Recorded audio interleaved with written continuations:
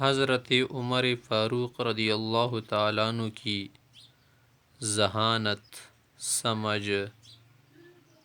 اور ادراک۔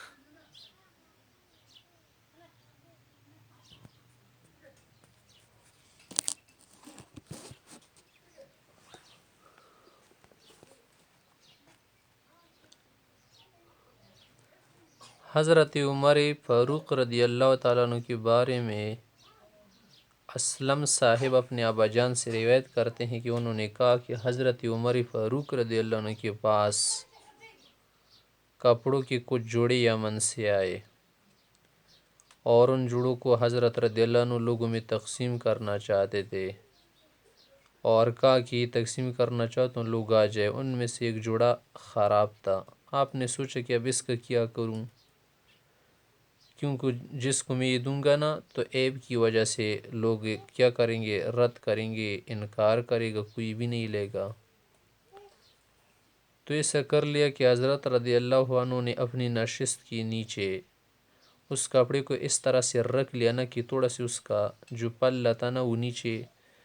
سے نکال کر باہر رکھ دیا، تاکہ کسی کی نظر اس پر پڑ کے اگر زیادہ اصرار کرے گا نا مجھے دے تو اسی دوں گا۔ اور دوسرے جو جوڑے تھے نا سامنے رکھ دیے، لوگ کے سامنے تقسیم کرنا شروع کر دیے۔ تو اسی وقت زبیر بن العوام رضی اللہ عنہ آئے اور آپ رضی اللہ عنہ تقسیم میں لگی ہوئی تھی اور اس جوڑے کو دبائی ہوئی تھی نا نیچے، تو اس نے کیا کر دیا، اس جوڑے کو گورنا شروع کر دیا اور بولا کہ یہ جوڑا کیسے ہیں۔ عمر صاحب نے کہا کہ تم اسے چھوڑ دو۔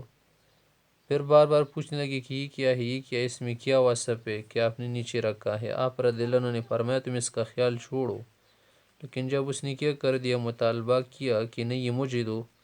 تو عمر رضی اللہ عنہ نے فرمایا ٹھیک ہے آپ مانگ تو رہے، لیکن اگر ایسا ہو کہ بعد میں تمہیں پسند نہ ہو تو اچھا نہیں ہوگا۔ زبیر صاحب نے کہا کہ میں اسے پسند کر لیتا، اور میں نے پسند کر لیا۔ عمر صاحب نے جب اس سے پختہ اقرار لیا نا اور کہا کہ تم نے اسے قبول کرنا ہوگا، واپس نہیں ہوگا، تو اس نے نیچے سے نکال کر ان پر جب ڈال دیا نا تو زبیر صاحب نے اس کو دیکھا کہ وہ تو ردی تھا، کہنے لگے کہ میں تو اسے نہیں لینا چاہتا۔ عمر صاحب نے فرمایا بس اب ہو گیا، آپ کا حصہ فارغ ہو گیا۔ اور یہ جو معاملہ تھا نا، یہ فروخت اور خرید کا معاملہ نہیں تھا نا، یہ تو مفت مال تقسیم کرنے کا تھا، اسی لیے حضرت صاحب نے فرمایا کہ اب تم نے اسے واپس نہیں کرنا ہوگا۔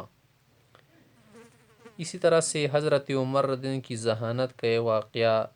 ہمارے پاس یہ ہے کہ جریر رحمۃ اللہ رضی اللہ عنہ سے مروی ہے کہ حضرت عمر رضی اللہ عنہ نے جب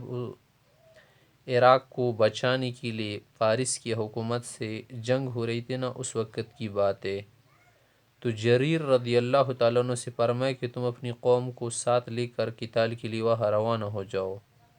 اور جب تم جن جن غنائم پر غالب آؤ گے نا، میں اس کا چوتھائی حصہ تمہیں دوں گا، وہ تمہارا حق ہوگا۔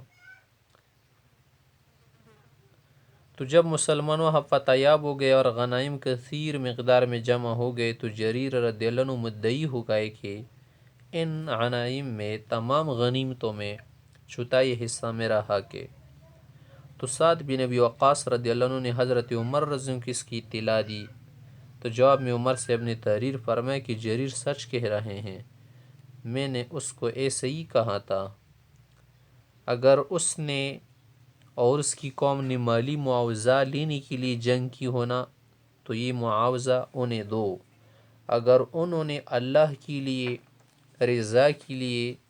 اور دین پیغمبر کے لیے قربانی دی ہو، جہاد کیا ہو،